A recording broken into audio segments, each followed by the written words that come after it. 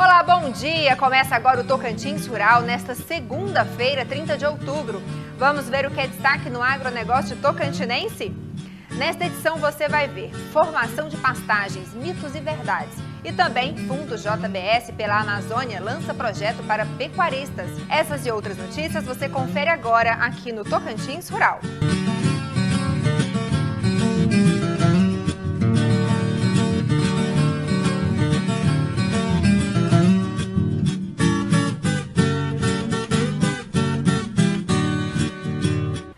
Novos dados do MAP Biomas revelaram que, entre 1985 e 2022, o Brasil viu uma redução de 15% na área ocupada por florestas naturais. O desmatamento dos últimos 5 anos contribuiu para esta perca significativa, totalizando 11% dos quase 88 milhões de hectares de florestas naturais suprimidas ao longo de 38 anos. 95% da conservação das florestas naturais no Brasil foi destinada à agropecuária, com áreas desmatadas sendo convertidas em pastagem ou para cultivo agrícola, entre 1985 e 2022.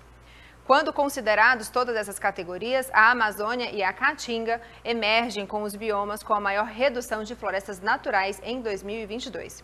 No entanto, são esses mesmos biomas que lideram em termos de perca de florestas naturais, com 13% da Amazônia e 27% do Cerrado. Agora vamos falar de um parceiro que nós temos aqui no Tocantins Rural, a Primavia Motors, que está em um novo complexo com várias marcas e muitas novidades. Para você, tudo em um só lugar, a sua marca e o seu veículo. Confira! Renault Alliance, a maior ação de vendas da cidade para você sair de 0 km. Nova Renault Aroc por R$ 99.990 mais 2 primeiras revisões inclusas. O compacto mais econômico da categoria com preço de nota fiscal de fábrica. Kwid 2024 a pronta entrega por R$ 62.990. Entrada mais 48 vezes de R$ 970,05 mais emplacamento grátis. 6 anos de garantia e 3 primeiras revisões inclusas. Corra para Renault Alliance Palmas e Araguaína. Consulte condições. Primavia Motors, a sua concessionária aqui no Tocantins. Correção do solo. Você sabe como fazer? Confira. O solo tem significativa importância para a manutenção da vida na terra. Exatamente por tudo isso, o manejo sustentável do solo representa uma grande necessidade. Diversas práticas e soluções têm sido adotadas para minimizar os impactos negativos causados pela atividade humana, como o uso do calcário. Os solos brasileiros são solos naturalmente ácidos, porque apresentam uma toxidez por alumínio. E esse mineral, o alumínio, ele é tóxico para o crescimento das raízes.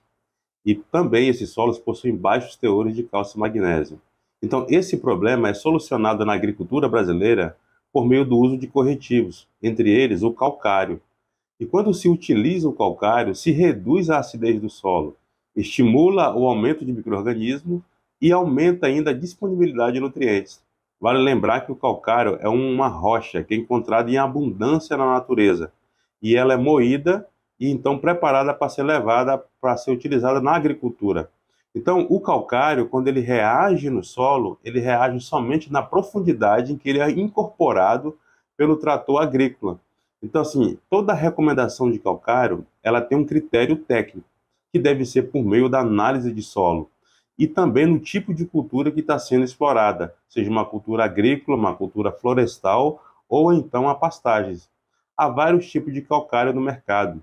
O que deve ser levado em consideração a distância onde esse calcário é produzido, lá na mineradora, até o lugar do cultivo.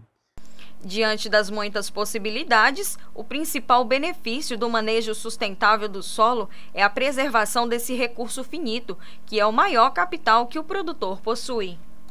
Vale lembrar também que há uma legislação brasileira específica para o uso de corretivos da acidez. O seu uso é permitido na agricultura e oferece sustentabilidade no sistema produtivo. Então, uma agricultura sustentável é uma agricultura que faz uso desse tipo de insumo, respeitando todas as leis, todas as normas do meio ambiente. Então, assim, é um insumo barato, devendo ser considerado a distância entre a área de cultivo e a mineradora, porque isso faz toda a diferença em relação ao transporte. Então, o uso do calcário oferece sustentabilidade ao sistema produtivo agropecuário. Vamos agora para um rápido intervalo e já voltamos com uma entrevista sobre formação de pastagens. Não saia daí, eu volto já.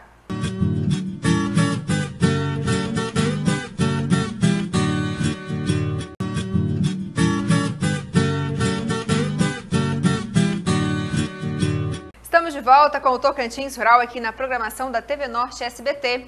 E agora nós vamos falar sobre a formação de pastagens, que é uma fase muito importante para o sucesso do empreendimento pecuário. E para conhecer mais sobre esse assunto, nós vamos conversar com Domingos Almeida, ele que é engenheiro agrônomo, que vai explicar melhor como funciona. Bom dia, seja bem-vindo ao Tocantins Rural. Bom dia, Sara. Bom dia, amigos do Tocantins Rural. Domingos, queria que você começasse falando para a gente com relação às pastagens, né? Aqui no estado do Tocantins, tem um tipo de pastagem específico para o estado? Ou depende das regiões ou ainda das propriedades? Sara, no Tocantins, o Tocantins é um estado grande, né, e é muito manchado. Quando nós falamos manchado, é porque assim, tem vários tipos de solo. Então, assim, para cada tipo de solo, tem um tipo de gramínea adequada para esse tipo de solo, né? Então, assim, não tem uma forrageira correta para o Tocantins, né? Dentro da mesma propriedade, você tem que ter, às vezes, diferentes tipos de forrageiras em função do tipo de solo e relevo da região.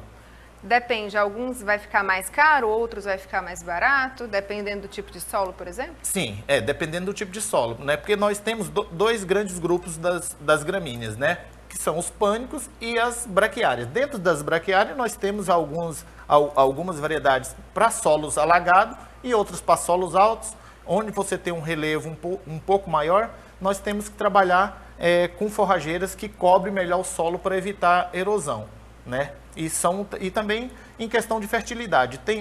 Tem gramíneas para solos mais férteis e solos um pouco mais pobres em fertilidade. Para a gente desmistificar para o pessoal que está nos acompanhando em casa, a questão de pastagem, porque tem muitos mitos, né? Por exemplo, eu cresci na fazenda e sempre ouvi que você tem que esperar o capim da semente para depois você colocar o gado. Isso é verdade ou não? Sara, não é verdade. Às vezes é um mito. Isso é um mito. Por quê? Na maioria das vezes, o produtor espera mesmo o capim sementear. Mas quando você faz uma formação de pastagem bem feita, desde da correção de solo, correção de fertilidade do solo e o tipo de gramínea certa para cada tipo de solo, você não precisa esperar esse capim sementear, porque aí você perde dinheiro, porque normalmente você leva 60 dias para poder iniciar o primeiro pastejo. Quando você vai iniciar o primeiro pastejo, você deve fazer uma amostragem. Por quê? Você fala 60 dias... Às vezes o tipo de solo não permite com 60 dias esse animal fazer o pastejo, porque pode arrancar. Então, assim, eu recomendo aos produtores que ele faça uma amostragem imitando o pastejo do gado. O gado, normalmente, ele pega o capim e puxa. Sim. Então, assim, você entra na pastagem e faz isso em zigue-zague e verifica. Não arrancou, está no momento ideal de você colocar o gado para fazer o primeiro pastejo. Só lembrando, o primeiro pastejo tem que ser feito com bastante animais, alta capacidade de suporte e gado leve, gado novo, para evitar o arranquio. Excelentes dicas. Outro mito, a utilização do fogo nas propriedades rurais. Normalmente a questão da queima, né, ainda muito usado, mas isso não deve ser feito na pastagem. Por quê? Quando você queima, além da legislação que não permite a queima, né? Quando você queima, você mineraliza toda a matéria orgânica que tem nesse solo. E isso você perde produtividade nos anos vindouros, né? Que nesse caso você vai diminuir bastante a fertilidade dessa pastagem, né? E vai diminuir a vida útil do capim. Excelente. Tem algum outro mito que as pessoas utilizam muito, mas que não é recomendado e nem é o certo? Tem sim. No caso, normalmente o produtor vai formar um pasto, ele quer determinar já, antes de olhar o solo dele, ele quer escolher a planta forrageira. E isso é um mito. Por quê? Não é que é um mito. Normalmente você tem que partir do seu solo para escolher a forrageira. Por quê? Talvez você tenha uma área alagada e quer colocar lá uma pastagem que não é adequada para solo alagado.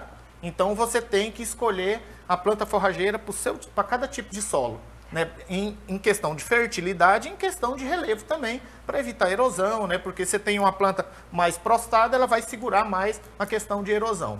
Certo. Para quem está nos acompanhando, não tem esse conhecimento de saber qual que é a semente adequada para o tipo de solo dele, existe empresas que fazem esse tipo de acompanhamento e não de forma gratuita, por exemplo? Sara, normalmente o produtor pensa que às vezes tudo ele tem que pagar, e não é verdade, né? Porque assim, tem muitas empresas que vendem semente, que dá algumas assistências, aí como no caso do Sebrae, que tem uma parte só do investimento, que pode estar dando essa assistência ao pequeno produtor. Quando você vai comprar semente, normalmente as empresas vão dar todo esse suporte, que as empresas também pensam que tem que colocar o capim certo, no local certo, para ajudar o produtor a obter mais resultado, né? Excelente. Domingos, sua participação aqui foi extraordinária. Muito obrigada pela sua participação aqui no Tocantins Rural. Eu que agradeço, viu, Sara? Muito obrigado, e a gente está sempre à disposição assim que precisarem, tá? E os produtores que estão nos assistindo, né? Fique à vontade, se precisar, depois pode entrar em contato com o Tocantins Rural, ok? Certo. Muito obrigada, Domingos. Obrigado, Sara. E você confere agora os principais destaques do agronegócio tocantinense. Tramita na Assembleia Legislativa do Tocantins o projeto de lei de número 480/2023, que estabelece a política estadual de valorização da mulher do campo. O projeto de lei tem como objetivo promover a inclusão qualificada das mulheres que trabalham no campo, oferecendo capacitação, profissionalização e acesso a recursos. Além disso, o projeto também busca prevenir e combater a violência da mulher no campo e incentivar ainda as práticas agrícolas sustentáveis. As despesas do projeto serão financiadas pelo Instituto de Desenvolvimento Rural do Estado do Tocantins, em conjunto com a Secretaria de Agricultura e Pecuária. O autor do projeto é o deputado Jair Farias, do MDB, que ainda destaca a importância de promover a igualdade de gênero e a autonomia das mulheres na agricultura, visando melhorias de condições de vida de cada uma delas. O projeto ainda precisa passar pelas comissões para que aí sim seja votado no parlamento. Vale ressaltar que um projeto semelhante a esse já foi aprovado no estado do Goiás. O Fundo JBS pela Amazônia lançou um projeto de R$100 milhões que pode dobrar a renda de pecuaristas. Confira. O Fundo JBS pela Amazônia apresentou durante evento na sede da empresa uma nova iniciativa de apoio ao pequeno produtor de gado de corte atuante na região amazônica. O programa Pessoas Mais Florestas Mais Pecuária favorece a inclusão do produtor de bezerros e garrotes na transição para a pecuária de baixo carbono. A iniciativa estima dobrar a renda do produtor, considerando toda a propriedade. Nas áreas intensificadas, a rentabilidade pode aumentar em até 6 vezes. O primeiro estado a receber o programa será o Pará. O Fundo JBS pela Amazônia é uma organização sem fins lucrativos criada em 2020 para recuperar áreas degradadas e apoiar modelos inclusivos e rentáveis que gerem valor para a floresta.